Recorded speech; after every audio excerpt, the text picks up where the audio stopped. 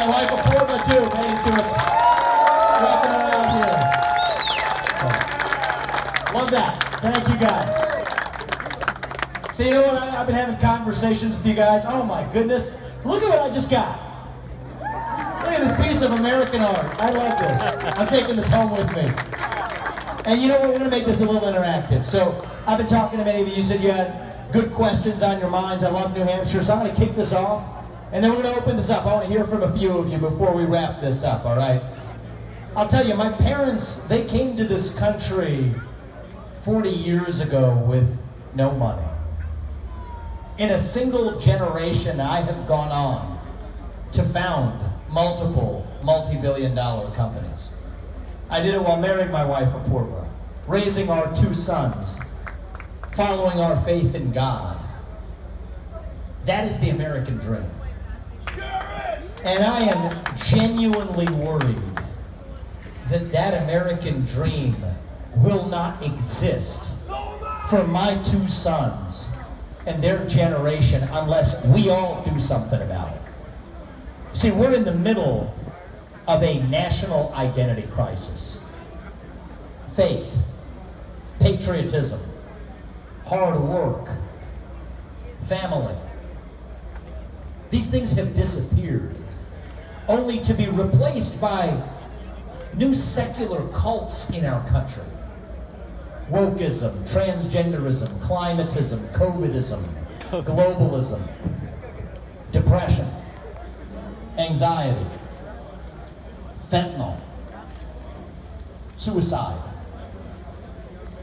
These are symptoms of a deeper void of purpose and meaning in our country. And I'll tell you this as a young person. I'm 38 years old. I was born in 1985. I'm the youngest person ever to run for U.S. president as a Republican. Thank you, I appreciate that. And we look at our generation, we wonder what the heck is going on. Here's what's going on. We are hungry for a cause. We are starved for purpose and meaning and identity at a time in our history when belief in God, belief in country, belief in self have disappeared. You know what? I think this is actually our opportunity, not just as conservatives, as Americans, to step up and fill that void with our own vision of what it even means to be an American today. See, for a long time, we Republicans, we have been running from something. Now is our moment to actually start running to something, to our vision of what it means to be an American. What does it mean to be an American? It means we believe in ideals like meritocracy and the pursuit of excellence, that you get ahead in this country not on the color of your skin, but on the content of your character and your contributions. That is why I've said we're done with racial quotas and affirmative action in every area of American life. We're done with it. It is a cancer on our national soul. Thank you. What does it mean to be an American? It means we believe in the rule of law. That I say this, by the way, as kid of immigrants, legal immigrants, who came to this country. That means your first act of entering this country cannot break the law. That is why we will use our own military to secure our own southern border, and if necessary, the northern border too.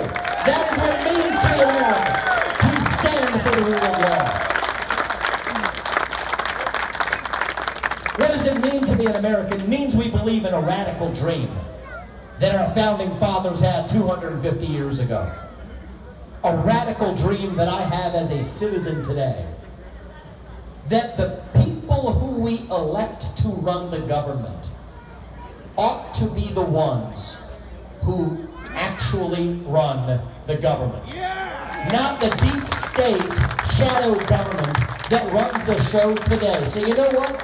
If there are government agencies that should not exist because they've become so corrupted, from the FBI to the IRS to the ATF to the CDC to the U.S. Department of Education, we're not just going to tinker around the edges. We're going to get in there and shut them down.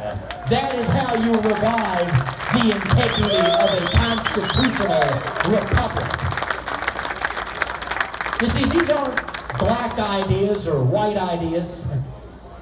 These aren't even really Democrat ideas or Republican ideas.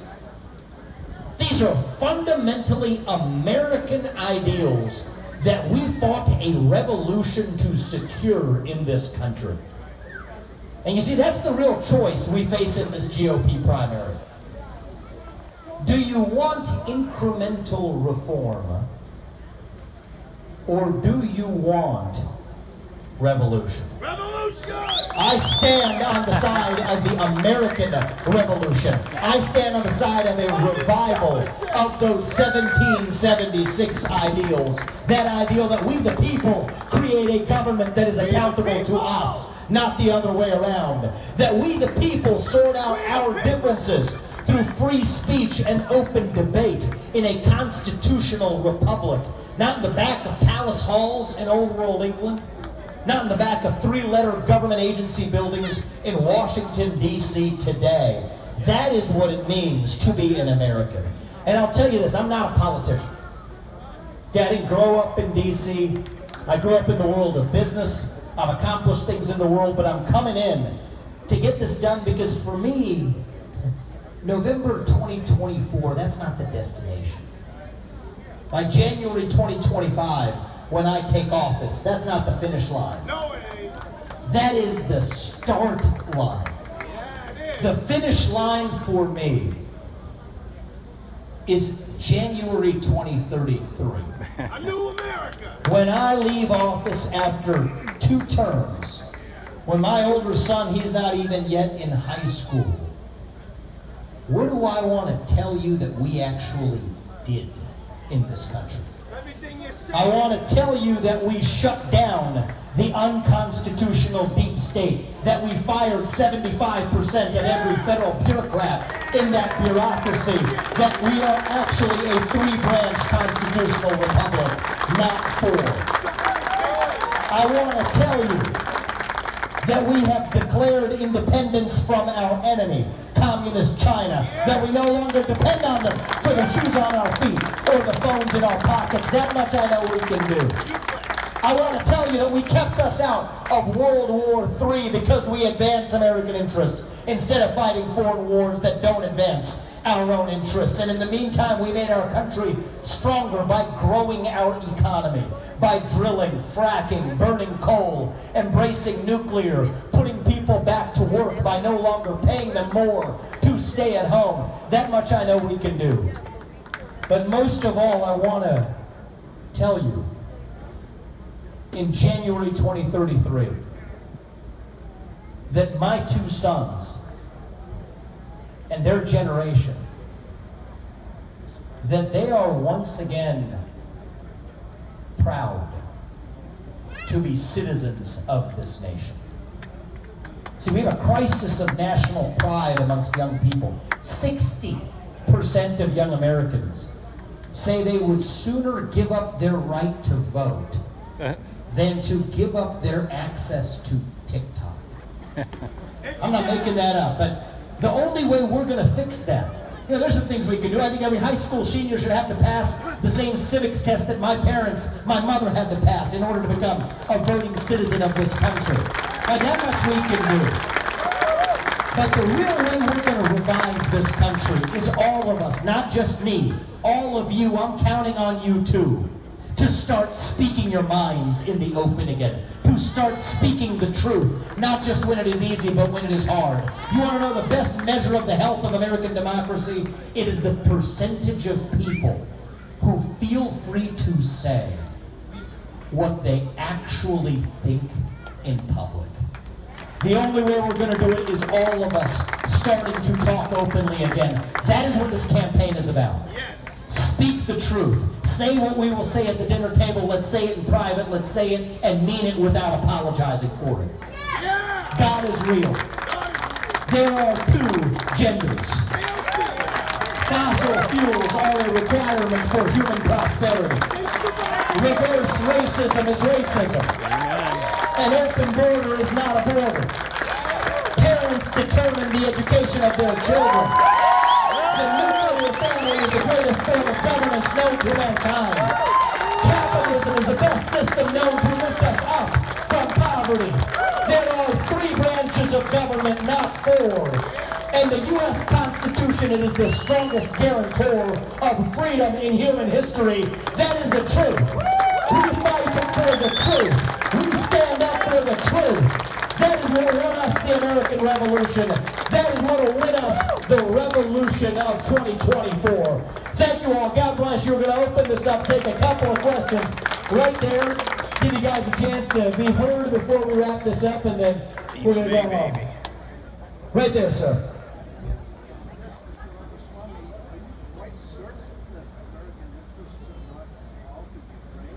So he's asking me about my position on the Ukraine war, and I respect you, brother, because you're following my advice. When you're the only person in a room or you're challenging somebody with beliefs, you got to stand up and say it. So here's my pledge to you as the next president, if you put me there. My job is to keep us out of World War III while advancing American interests. So I will end the war in Ukraine. We will do it while negotiating peace terms that allow Ukraine to have its sovereignty intact, but pull Russia apart from its alliance with China. The Russia-China alliance is the single greatest threat we face today. We have to have the courage to confront it. Communist China is enemy number 1. And I'll tell you what we can't do. We can't depend on that enemy for our modern way of life. Because right now what they're saying is you're addicted to us. You're addicted to the fentanyl that Xi Jinping is pumping across our border. They're saying you're addicted to the digital fentanyl that I'm putting in your kids' hands. You're addicted to the financial fentanyl in the form of our national debt. Do we have it in us to declare independence from our enemy? I think we do. But we have to pull Russia out of China's camp, and there's a lot else that we're going to have to do too. And I'm the only candidate in either party that has a clear vision of how we finally declare independence from our enemy. Appreciate that question. Thank you, sir. We'll take 2 more, and then we'll wrap it up.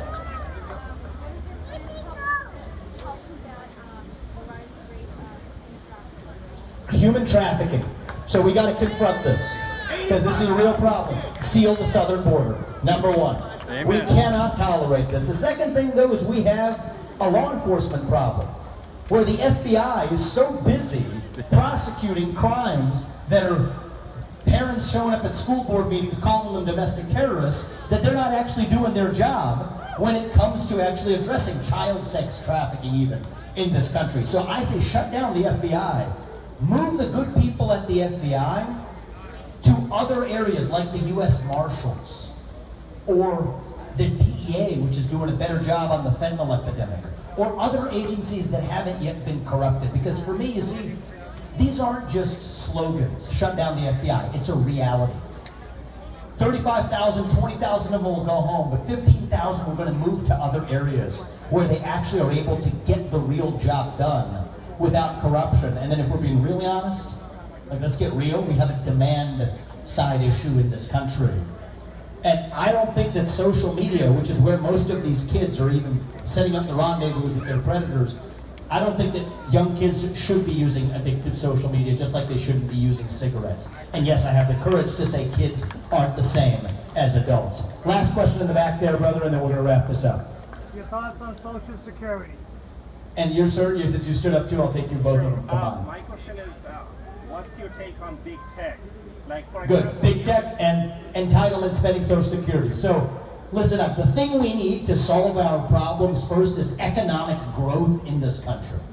How do we grow the economy? We flatlined for the last 25 years. Number 1, unlock American energy. Drill, frack, burn coal, embrace nuclear. Number 2, stop using taxpayer-funded debt to pay people more to stay at home than to go to work. Number 3, put the Federal Reserve back in its place by stabilizing the U.S. dollar, peg it to commodities. That gives us economic growth. Number 4, rescind a majority of the unconstitutional federal regulations that act like a wet blanket on the U.S. economy. That gives us economic growth. Attach work requirements to welfare and other programs to say that, you know what, you got to work some minimum to be able to collect that from the government, and that's a double win. And as it relates to big tech, look, We're not a country where the party in power is supposed to use police force or big tech through the back door to silence its political opponents. So if it is state action in disguise, the Constitution still applies. If those companies are going to benefit from federal government protections, then they're also bound by the same standards as the federal government, including the First Amendment to the Constitution of the United States. And this is why I love New Hampshire. In 5 minutes, 4 minutes, we get better questions than I've got from the last 3 weeks of doing media, okay? You all pick presidents for a reason. I'm a first in the nation primary evangelist. We're going to keep it that way because you can tell the difference. There's no social media algorithms in the air between us. No TV screens, just us. And here's what I'll say in closing. I'm going to ask all of you to do a hard thing. I'm going to ask you to reject the bipartisan consensus that we're a nation in decline. We're taught to believe that we're at the end of the ancient Roman Empire. We're taught to believe that all we have is a shrinking pie to fight over the pieces as the pie shrinks to nothing. Well, you know what? I don't think we have to be that nation in decline. I don't think we have to be ancient Rome. The truth is, as a nation, I think we are all really just a little young, actually. Going through our own version of adolescence. Figuring out who we're really going to be when we grow up. And when you view it that way, it starts to make sense again. You go through adolescence, you go through that identity crisis. You lose your way a little bit. You forget who you are. I did, actually. Maybe some of you did too. But we're stronger for it on the other side when we get to our adulthood. So no, I don't think we have to be that nation in decline. I think the truth is we're still yet a nation in our ascent.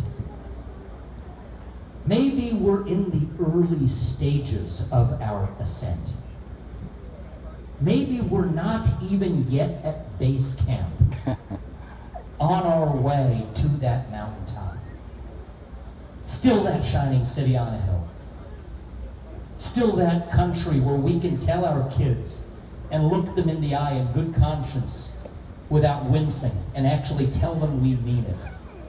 That the United States of America is the place where no matter who you are, or where your parents came from, or what your skin color is, or how long your last name is,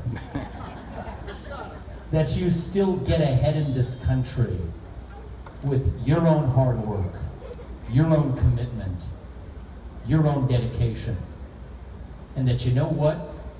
You're free to speak your mind at every step of the way. That is the American dream.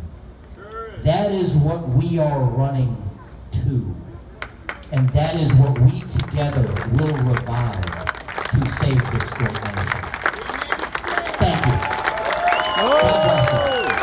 God bless your families. And may God bless our United States of America. Thank you.